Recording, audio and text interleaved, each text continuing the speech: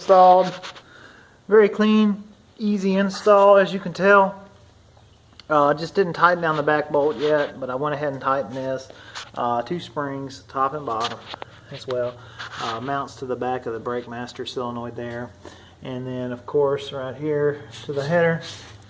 Very easy design, out of the way for oil changes, as you can tell. Right now it has the baffle in it. I'm going to fire it up so you can hear it. Pretty quiet. Didn't really even make a sound, hardly. I'll rev it up.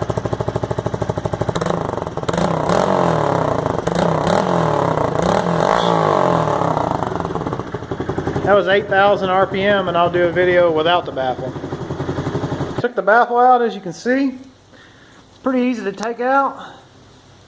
Wide open. It's definitely going to be significantly louder, but let's fire it up and see what it sounds like.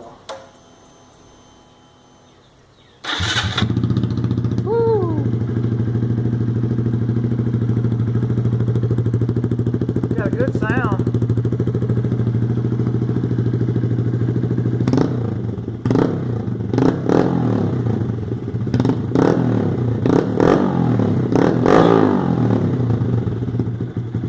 Oh yeah, sounds great.